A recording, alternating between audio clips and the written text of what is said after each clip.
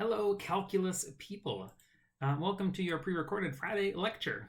Today we are going to discuss a little bit about what we call the average value of a function.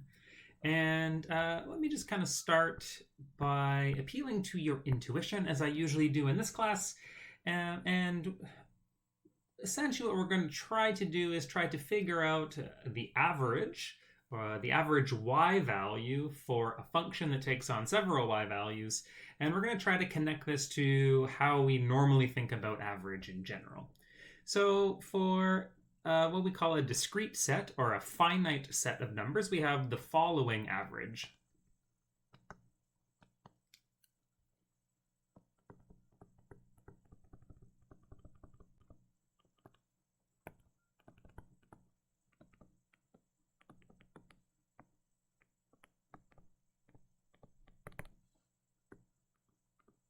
So I'm just going to call the average as YAVE, so it's like a Y average number. And essentially all we do is we add up our various values. I'm going to pretend that they're all Y values in this case, so it's easier to connect to the theory today. So we just add up all these Y values, and let's say we have N of these numbers. And then we divide by the number of pieces of data that we have. So all of these values here in the numerator, y1 all the way up to yn, these would be our values that we're trying to find the average of. So this is kind of like our data set values. And this n down here represents the number of pieces of data we have. So for example, let's say you had the following set of data. I'm just going to make up some numbers here. So like 10, 22, 31, 27, and 15. And we want to calculate the average value of these particular data pieces. Well, what we would do is we would add up all of our numbers, so 10 plus 22 plus 31, and so on and so on. And we would divide by 1, 2, 3, 4, 5. So we divide by 5 here, because that represents the number of pieces of data in the set. And I'm just going to go ahead, I'm going to just calculate that value for us here. Okay, so that divided by 5, and I get 21. So 21 is called the average of this particular data set.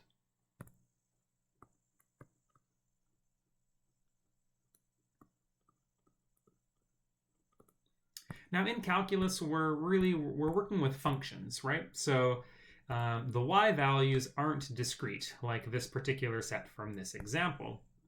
When essentially we have a whole whackload of different y values, right? And so our goal today is to try to figure out what the average y value is going to be for this infinite set of points. So the question is, or our leading question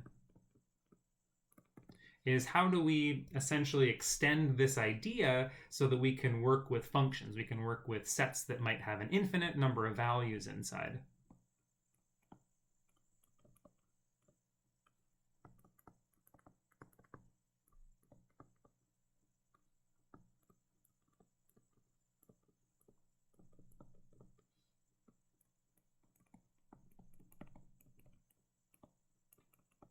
Okay, so in other words, I'm thinking about my function takes on several y values on a particular interval that we're interested in. And I'm thinking about all of those various y values as a set. So it's a set, it has an infinite number of y values inside of it. But can we create some kind of formula to deal with calculating the average? So I want to know, what is the average of all of these y values, and try to find a formula to do this. So what we're going to do is we're going to consider the following. So this is kind of our setup. So we're going to take a function f of x. We probably should assume that f is decently continuous. I'd like it to be relatively easy to work with. Let me just check to make sure. I just want to not lie to you. So my guess is that it's going to have to be at least continuous to be able to do this, or maybe have a finite number of discontinuities. That's usually what happens in integral calculus. So let me fact check that for you. Fundamental theorem, average value, 473. 473. Okay.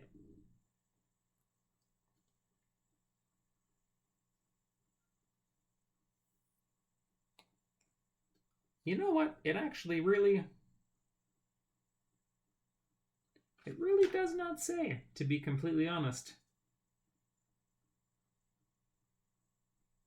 Which is kind of cool. I bet that means that provided that you have a relatively easy function to work with, f doesn't necessarily have to be continuous for to be able to use this formula, which is actually kind of nice.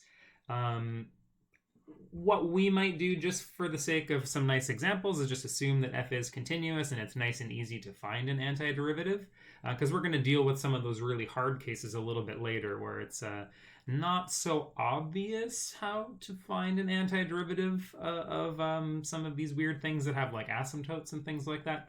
So we're just going to consider the function on a closed interval. And let's call that closed interval from a to b. Now, if you want, we don't need to assume that f is continuous, but I am going to choose nice and continuous functions so it's easy for us to draw and easy for us to kind of suss out the formula. And what we're going to do is we're going to take that interval from a to b and we're going to divide it up into n bits.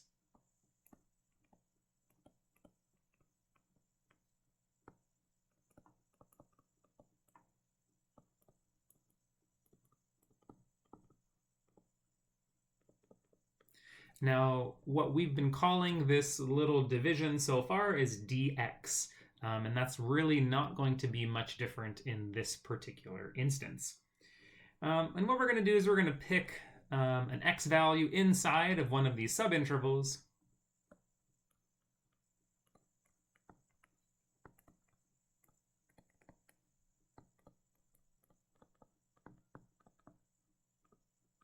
We're going to call that xi. I think xi will work here. And then we're going to evaluate the function at that particular x value.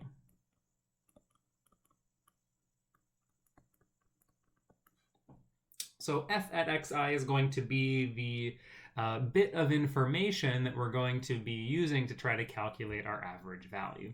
So right now, because we have n equal-sized parts, we actually have a discrete kind of set. So the picture that goes along with this scenario looks like this. And I'm just going to put everything in the first quadrant here just for kind of ease of us looking at the diagram. So we have our function. We're going to choose some value a and some value b and create some kind of closed interval here for our function. And we're going to divide this region up into subintervals in the following way.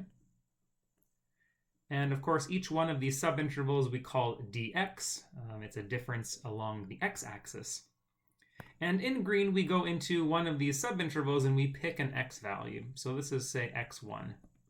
And what we do is we measure all the way up to the function and we calculate f at x1. So f at x1 is going to be the y value that's associated with x1. And we do this for each subinterval. It doesn't really matter where we put our choice for xi. Right? It could be kind of close to the edge. It could be right in the middle. It doesn't really matter because as these subintervals get smaller and smaller, all of the x values that we choose are all going to be forced towards the same number anyway. So this is the idea. We choose essentially n values of x, evaluate x at I for each of these, and then our goal is to find the average of these things. So our y average would look something like this. It would be, this first y value that we get from subbing x1 into the function, and then adding it to the next y value, which is f at x2, and we keep doing this until we get to our last y value, which is f evaluated at xn. And since we have n pieces of data, we divide by n here, and this would give us the average value of this discrete set. Okay, so this gives us the average of the green dots, essentially, right, that I have along the f function.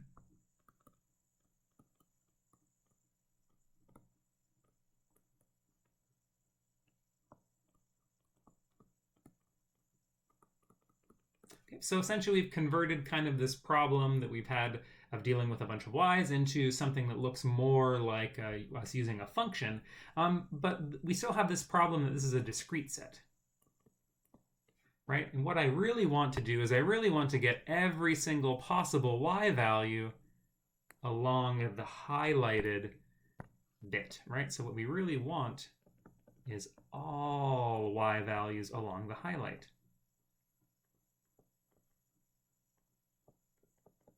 Not just a discrete number. But perhaps you can get behind the idea that we just kind of briefly chatted about, that as the dx, this interval, these subintervals start to get really, really small, that should now start to capture more and more y values along that little highlighted strip. And that's going to get us better and better approximations for this average value number. So that's the kind of the key idea here. And essentially, this is the key idea of calculus, is we allow this n number to get big. That forces our differential dx to become smaller and smaller, and then we start to get closer and closer to the actual number that we want. Okay, so the key idea is we should let n get really, really big, right? We should take more and more subintervals.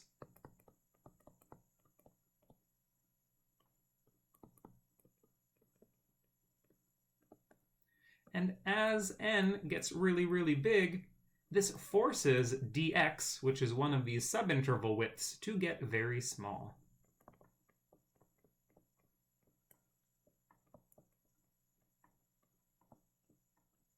And essentially, this is going to give us better and better approximations for what we actually want.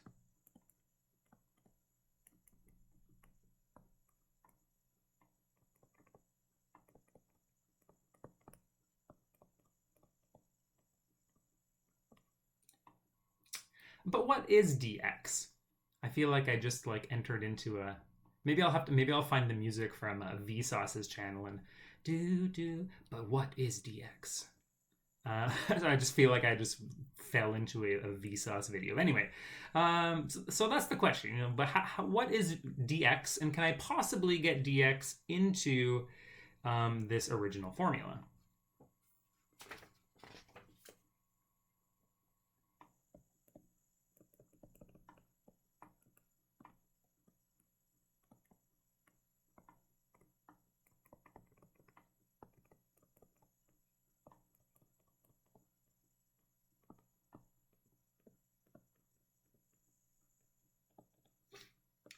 Well, dx is essentially the distance from a to b, but divided into n equal portions.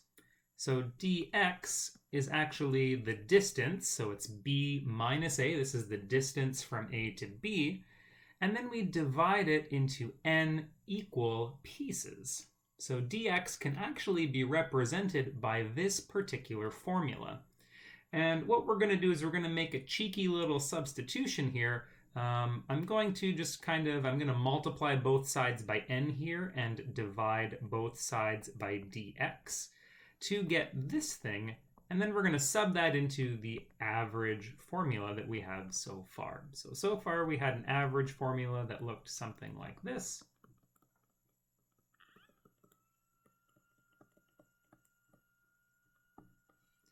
And making this substitution, we should get an updated average formula that looks like this.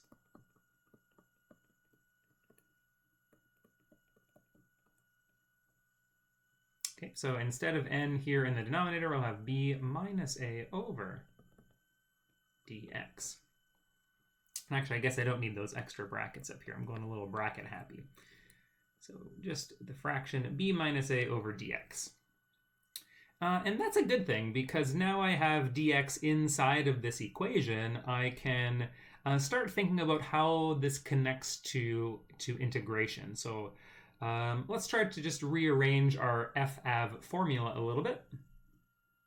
Or I guess we were calling it Y, not FAV, we were calling it the Y average formula.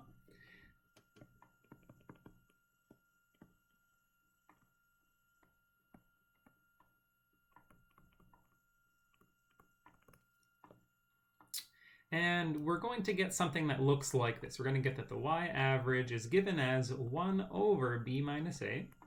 Okay, so when I kind of flip this denominator on its head and multiply, I get 1 over B minus A. I'm going to get a multiplication of all of these Y values.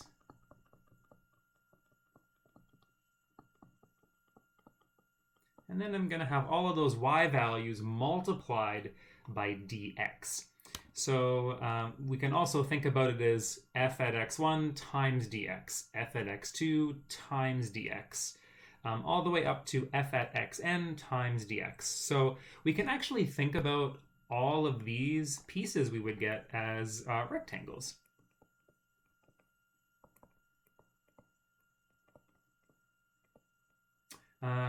It's not a it's the area of a rectangle. So this is area of a rectangle with height f of x and width dx. And so the idea here now is I have a bunch of rectangles that I can add up together, and that should ideally get me pretty darn close to this average value. And so as n starts to get really, really small and n gets really, really large and dx gets really, really big, we can start thinking realistically about this as an integral.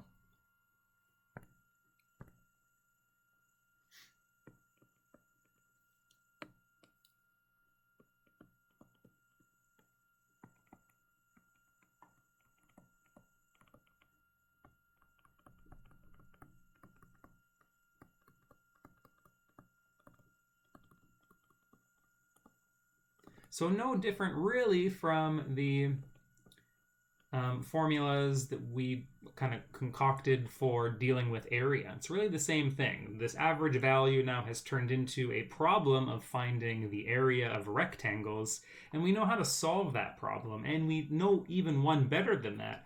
We know how to solve this problem as the number of rectangles gets very, very big.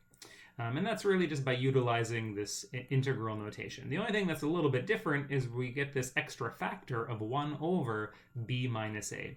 But the rest of this stuff is very easily tackled using the integral of our function and allowing that integral to range from the starting point of the interval all the way up to the ending point of the interval. So this is the solution to our problem. This is what we call the average value of f. So notice I just changed it to f-ave, so to denote that it's the average value of the function f. And this is the average value on the interval from a to b.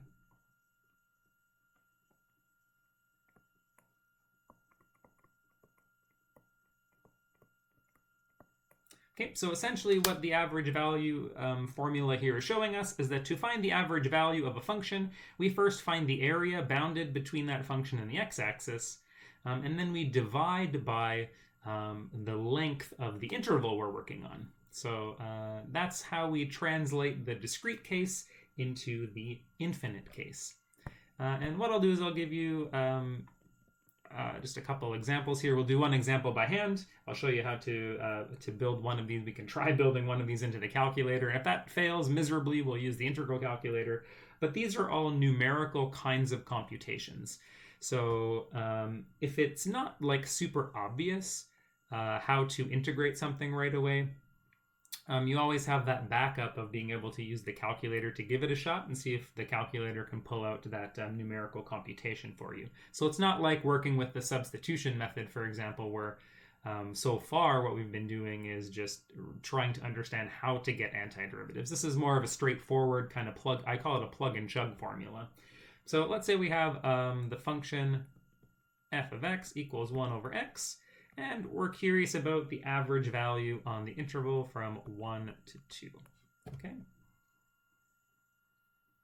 Well, according to our formula, the average value of our function is 1 over b minus a, so 2 minus 1, integral from 1 to 2.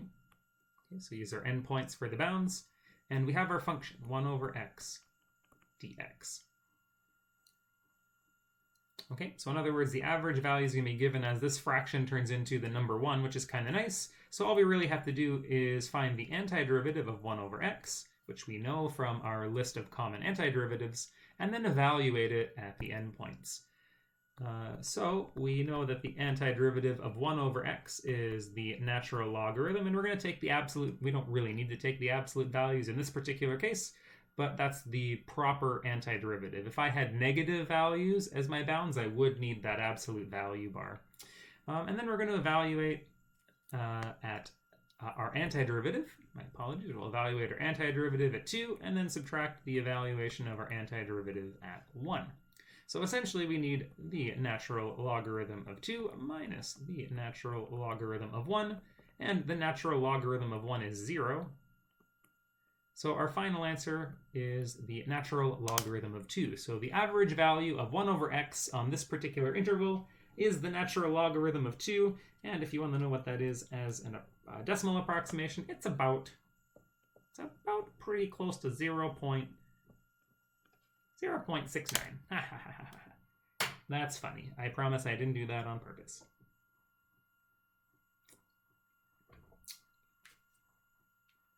So that's really all it is to it, right? It's a matter of, finding the area, the net area for this function, and then just making sure you divide by the length of the interval. So we'll do one more here. We should be able to hopefully do this one. So let's find the average value for the function. Let's go cosine cubed, sine cubed. And we're going to go from 0 to pi.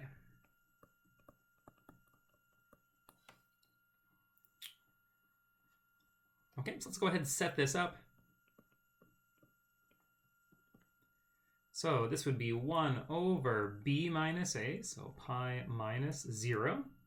And then we're going to have the net area from 0 to pi of this particular function.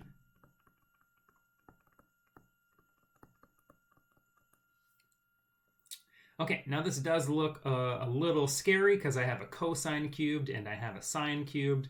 So, if you want to challenge yourself a little bit, you can see if you can find a substitution that's going to make this work.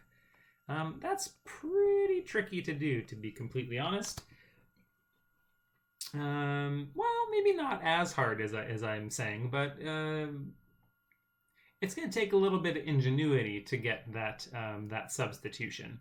So, I mean, if you're up for a challenge, try finding a substitution that will make this work, that will allow you to do this by hand. So that's your challenge for the weekend.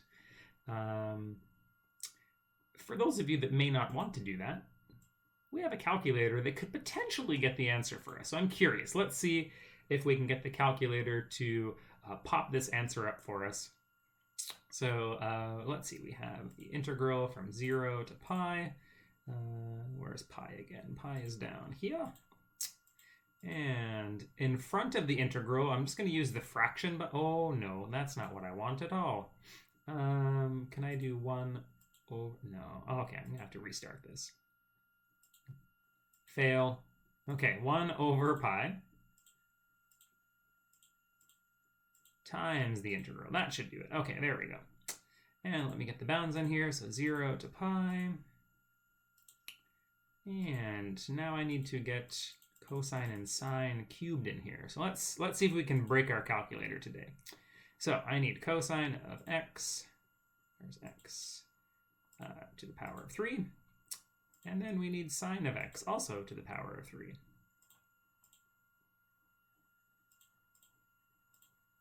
And then we pray to the calculus gods. Get out of town, that's 0. Is that true? That's kind of cool if it's true. I don't believe that, but the calculator says it's 0. Let's see if that's true.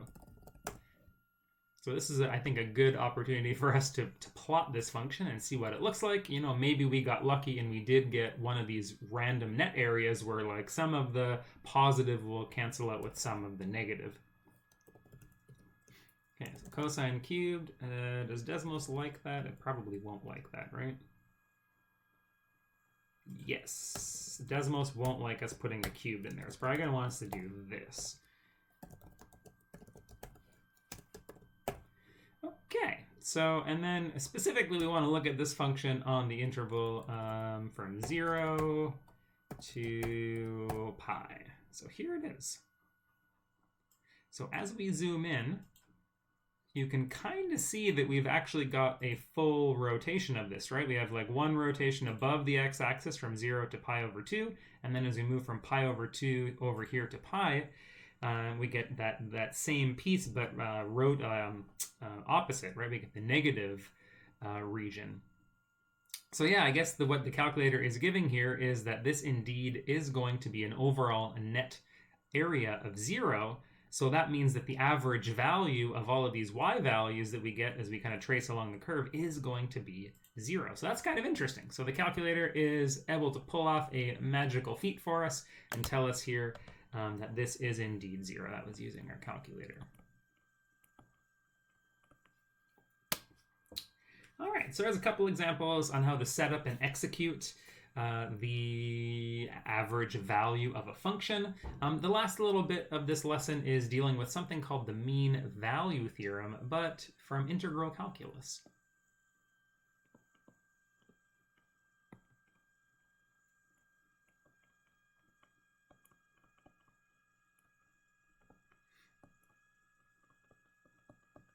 Okay, so if we ever have to refer to the mean value theorem for integrals, I'll just use MVT for mean value theorem, and then of course a little I over there, referring to the fact that it's from the second part of your first year of calculus. And the mean value theorem from derivative calculus, remember the mean value theorem is the one that says, you know, if you're on a closed interval and you look at the y values of the endpoints and make the secant line, as long as f is continuous, there shouldn't be a place on f that shares the same slope, but it should be a tangent line. So there's a place where the tangent line slope is the same as the slope of the secant, and the picture looks something like this. You know, if I have my f of x function, and I grab these two endpoints, and I create the secant line, then in green we can kind of like translate this secant line and find a place on f that where the tangent line has the same slope. So that's the idea of the mean value theorem. And it deals with slopes of functions. However, we're working in integral calculus course, and integral calculus deals with areas. So the big idea behind the mean value theorem for integrals is this idea of being able to level out peaks and valleys. And so I'll show you what that means afterwards, but here's the statement of the mean value theorem for integrals.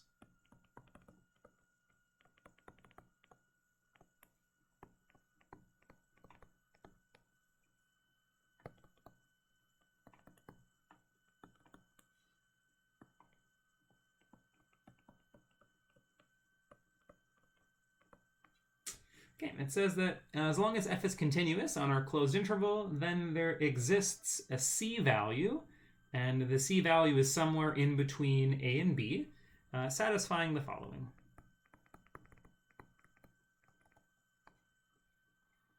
Satisfying f at c should be equal to 1 over b minus a times this integral. Okay, so in other words, there's a place somewhere in this interval where the y value is identically equal to the average value.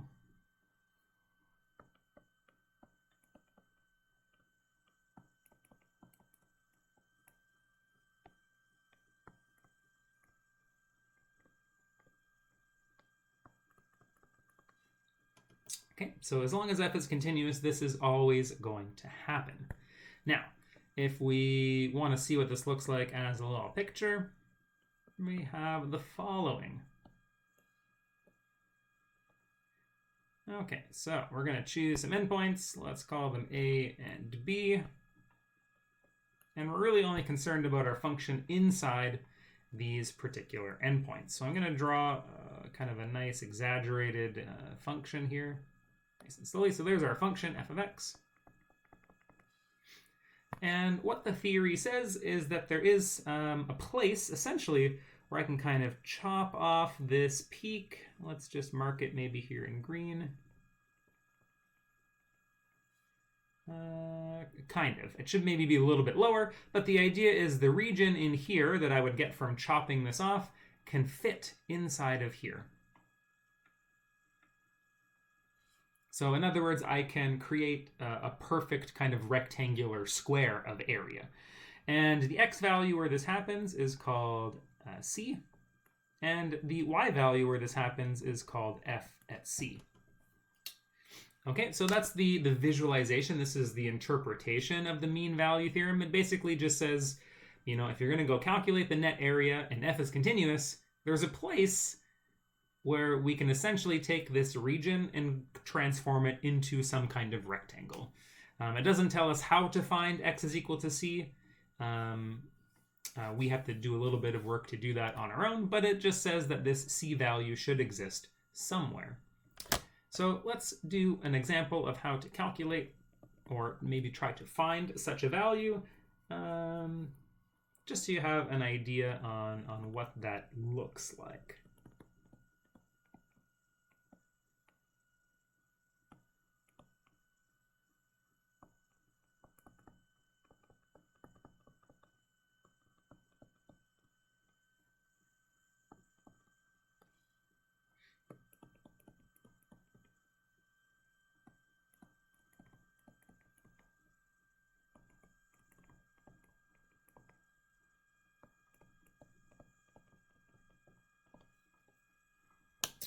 All right, so let's explore this idea with the following function. So our function is going to be 2 sine x minus sine of 2x. We're going to look at the restricted interval from 0 to pi again, and we're going to try to actually find the x value that's going to satisfy the mean value theorem for integrals. So find the c, yeah, so that should do the trick. I have a feeling we might need a calculator for this one, potentially. It just depends on how easy it is to evaluate some of this stuff. So let's take a little peek-see-poo. So we want to basically start with we know that this function is continuous, so that's important to note. In fact, we could go back and we could actually plot this function. So 2 sine x minus sine 2x on 0 to 2 pi. So here's our function. Okay, so I know it's nice and smooth and continuous from 0 to 2 pi. I don't really have any issues with that respect. So I know that I can apply the mean value theorem. And specifically, we're looking to try to figure out a value of c satisfying the following. So we want these two things to be equal to each other. So let's go ahead and maybe try to put in some stuff that we know. So let's try to put in a value for c inside of our function. So our function is 2 sine x, so f at c would be 2 sine of c minus sine 2x, so minus sine 2c. Our endpoints are pi and 0, so our fraction here will be 1 over pi. We'll have the integral from 0 to pi, and we throw our function in here. So 2 sine x minus sine 2x dx. Now what I recommend doing is evaluating that right-hand side first. So there's not too much we can do over here on the left. You know, we've evaluated f at c, but that's not going to simplify any further until we know what the heck's going on over here on the right. So let's go ahead and try to, this one doesn't look too difficult to do by hand, so let's give this a shot. So let's do 1 over pi. And then we need to find an antiderivative of each of these pieces 1 by 1. Okay, so an antiderivative of 2 sine x, an antiderivative of 2 sine. So maybe I'll do this over here. So our antiderivative is going to look like the following. We're going to get 2. It's going to be some kind of cosine, right? So if I take the derivative of this, I get 2 times negative sine. So I think we're going to have to just alter this by putting a minus sign out front. Right, that makes sense. When I take the derivative of this, I should get 2 sine of x. Okay, next up we need to deal with the sine of 2x. You can either do the substitution method, or you can just remember that we had that nice little shortcut formula for dealing with linear terms. And that's what we started with in the last class. So we have something that looks like this, right? I have sine of a linear thing, so it should be the antiderivative of sine evaluated at that linear thing divided by the slope number. So jumping back here, we have we need to get the antiderivative of sine, which is negative cosine. We're going to evaluate it at 2x and then divide by the slope number. Okay, and then we just want to kind of quickly mentally double check. If I take the derivative of cos 2x over 2, I get negative sine 2x times 2, so the 2's would cancel. I get my negative sign, and I'm good to go. Okay, so there's our antiderivative that we just kind of did mentally over here on the side. So what we need to do is we need to evaluate f at pi and then subtract f at 0. Okay.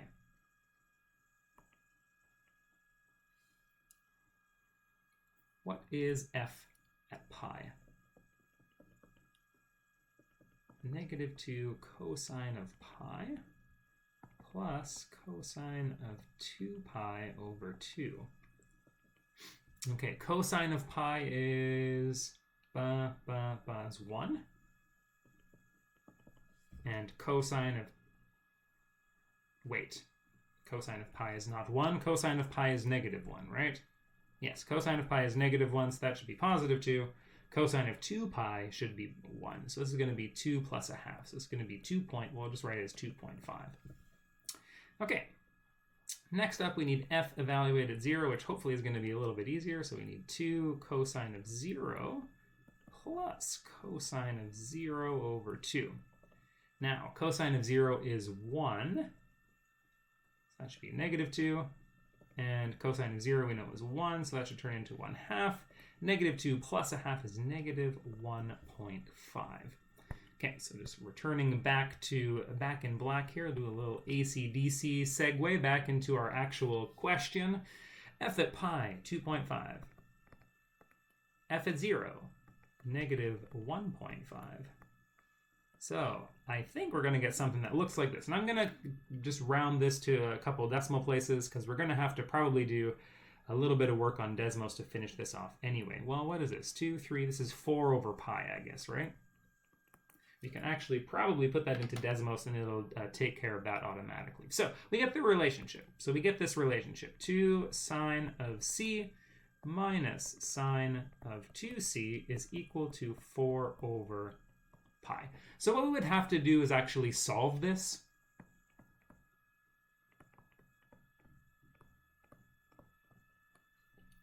And that's kind of hard to do in this particular instance. I mean, maybe we could use a sine double angle formula and do some factoring, but I'm not convinced that that's going to be super helpful. So what I'm going to do instead is I'm going to take this equation, I'm going to return back to Desmos. I know that the function, which is given here on the left, I want to try to find the x value where it's equal to 4 over pi. So let's put in y equals 4 over pi. And we're going to try to find an x value that matches up with that particular y value. So what Desmos is telling us here when we put in that 4 over pi number, the average value number, is we get two x values. We get 1.238 and we get 2.808. So those are our two candidates for where we could essentially cut our function off and use this top portion to kind of fill in these bottom regions. So these are our two x values that are going to satisfy the particular equation that we came up with. So c equals 1.2, is it 238? 1.238. Or the second one, 2.808. So there you go. A little question here on using the mean value theorem to find some x values. satisfy. And so that's I think a very kind of classic mean value theorem kind of question to actually do a little bit of work finding the average value and then find the x value that kind of matches up with the average value number. So that's everything I wanted to show you guys for class today. So of course, if you had any questions along the way, just hopefully you jotted them down. I can try to answer some of those questions on Monday if you have them. Otherwise, have a great weekend, and I will see you guys next week.